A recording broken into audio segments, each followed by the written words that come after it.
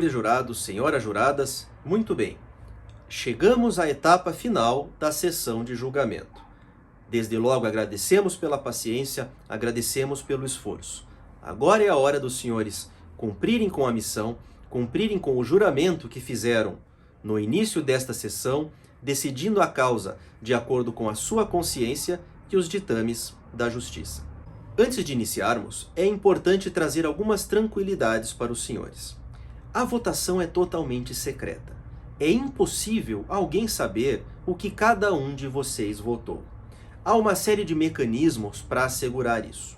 De início, vocês vão notar que quando dermos início à votação, pediremos que toda a plateia, todas as pessoas não essenciais ao julgamento, inclusive acusados, vítimas e quem mais for, serão convidados a se retirar, para que só fiquem aqui os senhores jurados, a mim, juiz de direito, promotor de justiça, advogado e nossos servidores. Demais pessoas não participarão do momento da votação.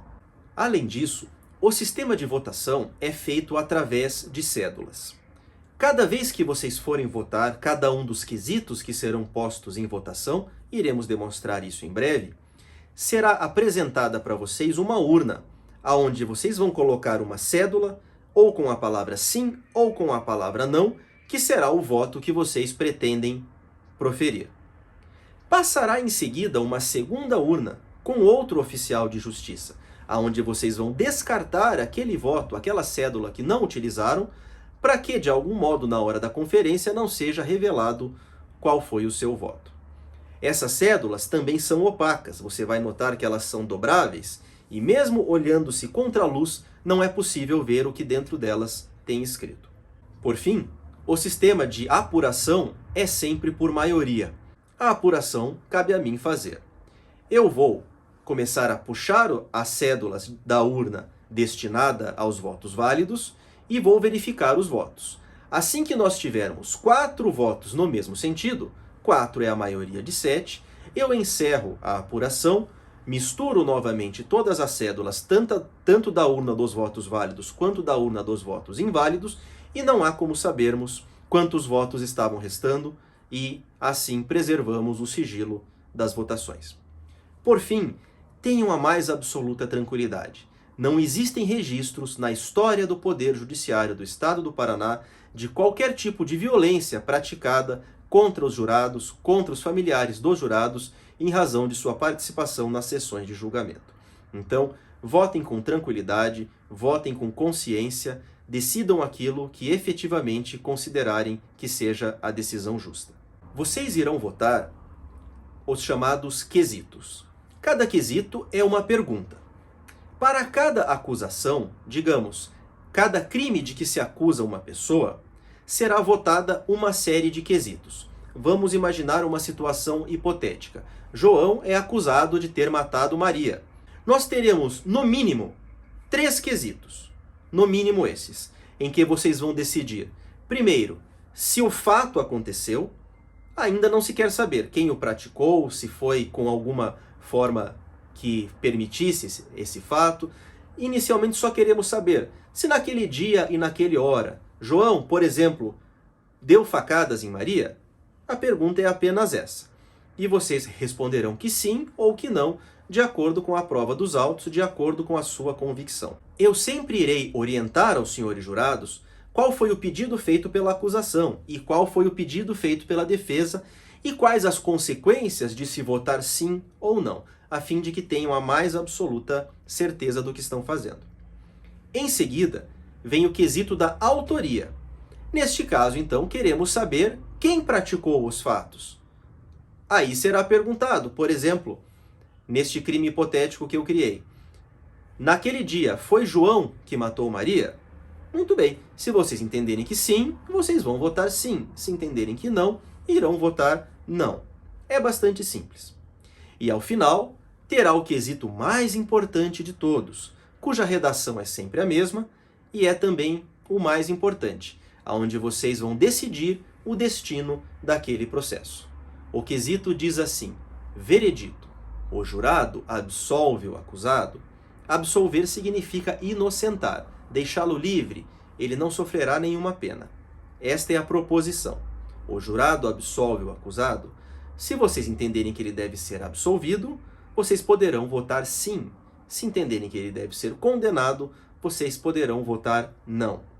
Essas respostas são de acordo com a livre consciência de vocês, certo? E a partir daí, os próximos quesitos dizem respeito exclusivamente à quantidade de pena em caso de condenação. É importante fazer mais um esclarecimento. Vocês têm a mais ampla liberdade para decidir como bem entenderem. Ao contrário do que acontece com o juiz-presidente, vocês podem decidir de acordo com aquilo que consideram efetivamente justo, não apenas com base estritamente em uma lei, com base estritamente a uma metodologia de análise de provas, certo? Vocês podem simplesmente entender que a decisão justa é aquela. Tomem cuidado. A decisão proferida pelos jurados, ela é definitiva. Não existe sequer a possibilidade de um recurso judicial contra o mérito da decisão de vocês. Se o jurado decide por condenar, se o jurado decide por absolver, esta decisão é definitiva e nem o desembargador, nem o ministro dos tribunais superiores pode alterar isso.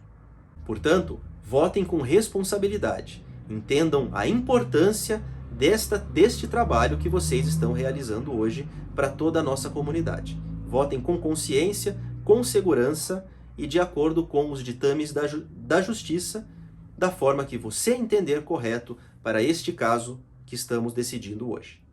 Apenas uma advertência é importante. A decisão de vocês não pode ser modificada, mas em alguns casos, muito raros, ela pode ser anulada. Isso pode acontecer caso a decisão venha a ser proferida em uma circunstância chamada decisão manifestamente contrária à prova dos autos. Existem circunstâncias em que não há praticamente margem de dúvida. Vamos voltar àquele exemplo lá do João matou Maria com facadas. Um exemplo bastante básico. No primeiro quesito, será perguntado apenas se Maria levou facadas, das quais decorreu sua morte.